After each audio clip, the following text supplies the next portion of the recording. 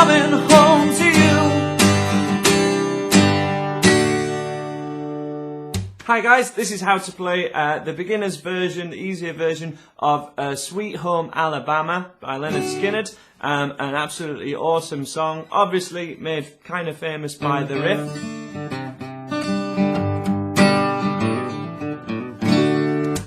We will cover that riff later in the video. Check out one of the in-video links below if you just want to skip to that intro. But in these videos, we're kind of looking at how to change between these chords and learn a few songs with a few simple chords. So this song starts on the D major that we looked at. And then the proper way to do this is, again, along to the original. This isn't an easy cheaty version. We go to this C add 9, which is, in my opinion, kind of a slightly easier C, but it's the one that's used in the record and used in the riff. This would be a normal C. If that's the only one you know how to do, that's totally fine as well. It will work, but it should be easier with this, what I nickname Noel Gallagher C chord. So we have 2 strums of a D, 2 strums of a C, and then a whole bar of your G chord, which again should be easier with the 4-finger version of the G. So we have 2, 3, 4, and G. 2, 3, 4. 1, 2, 3, 4. 1, 2, 3, 4. It's a slightly up-tempo record, but this should be okay for you to strum power 8s to as well to start off with. So all the downs. 1 and 2 and 3 and 4 and for every bar. That would be 1 and 2 and 3 and 4 and 1 and 2 and 3 and 4 and big wheels keep on turning. Carry me home to my kin, singing songs about the Southland. I miss Albany once again, and I think it's the same even throughout guitar solos.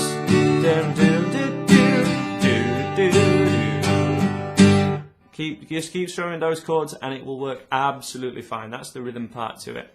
If we want to add some upstrokes in there, make it sound a little cooler. 1 and 2 and a 3 and 4 and a. Every time you do 1 and 2 and, hit 1 upstroke, kind of the same as Can't Always Get What You Want, which is a previous video in the series. 1 and 2 and a 3 and 4 and a 1 and 2 and a 3 and 4 and a. Now we have pretty much a change there over every time you're going to strum that and a, which happens quickly. The key to being able to do those kind of changes is actually lifting off to change to your next chord. So you kind of play this chord on your upstroke. 1 and 2 and a, 3 and 4 and a, 1 and 2 and a, 3 and 4 and a, lift off, and then you're back to your G, back to the D, sorry. So we want to be able to coordinate you lifting off with an upstroke, and again it shouldn't work, should sound terrible, but this is what's done. This is how people do the quicker changes with the cooler strummings. The strumming keeps going, and if you change chord, it doesn't affect the strumming, or it's coordinated with something else. And this is used to kind of creative effect to be able to do. You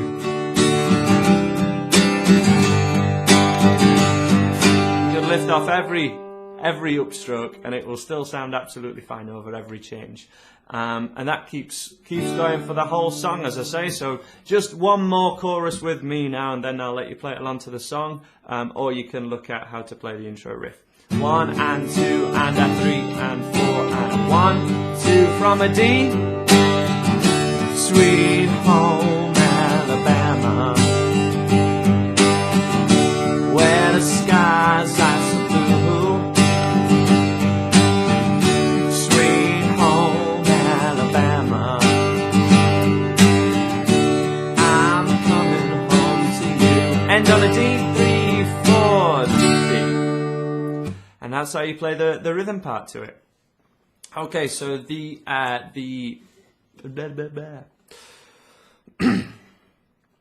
Okay, so we're going to look at how to play the intro riff now, which sounds like this.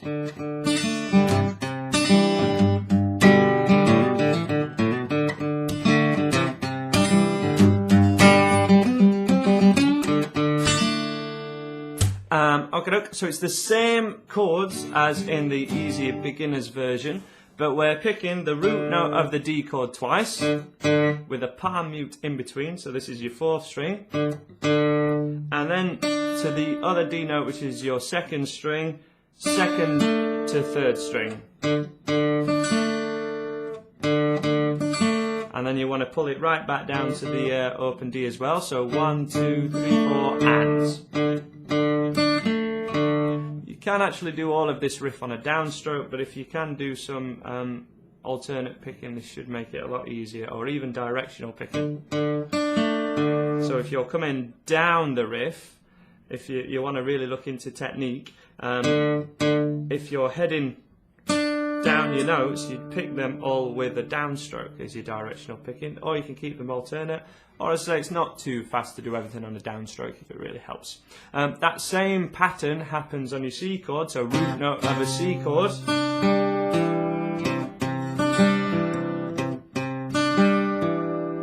So the D one more time. Same riff on the C. And then 2 root notes of a G chord, and then strum your G. So from the top, that would be.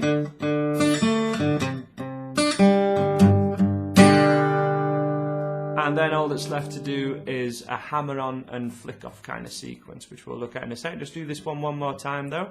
Main riff from top, 2, 3, 4.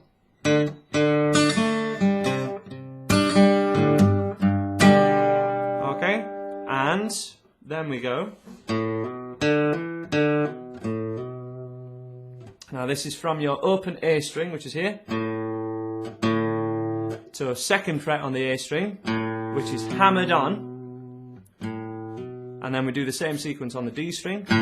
Pick, hammer, D, hammer.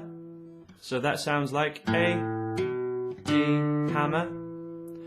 And then you can flick off or pick it, but I would flick off.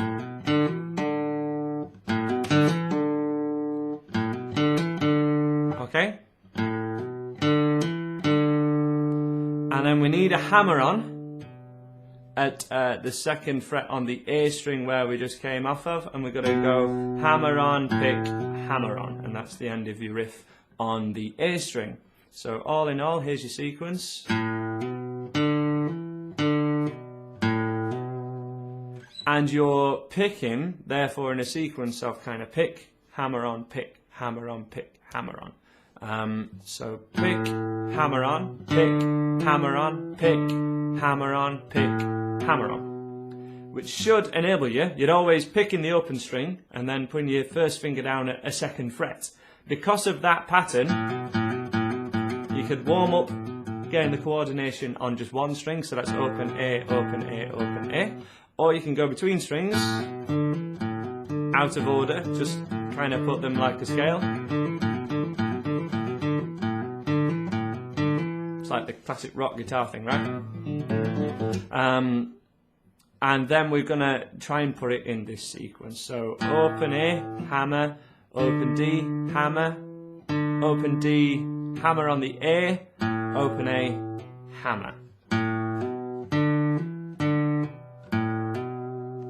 And then you straight back to your D shape and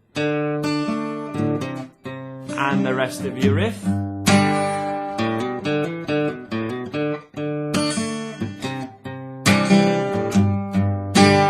And then we've got an open G or 3rd string, and we've got a couple of picks there, down, up. This is definitely going to take some alternate picking. So that's open to 4th fret with your 1st finger. It's it reminds me of a Thin Lizzy lick. Sounds like the middle of Jailbreak to me. But this is from the open G to 4th fret, to 4th fret, 2 picks, 5th fret, 2 picks, 6th fret, bent up, and then you start your riff again. And the riff starts again from an open D string. So if that feels like, hang on, I've got this riff and then I go back to a chord, that's a bit quick. You can actually just pick the start of the riff on the open D, which gives you a couple of seconds, well, a second or so, to get the rest of your riff settled. Hammer-ons, single G string, back to riff.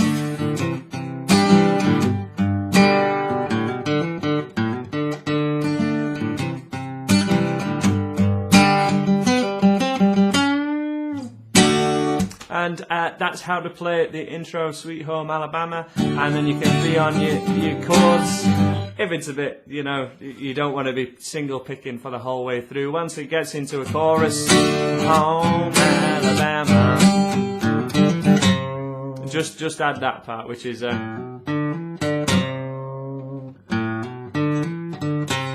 same sequence as we did before, but it ends on a C note. 1, 2, 3, 4, open. Rather than going, you go with a bluesy bend down. Alabama.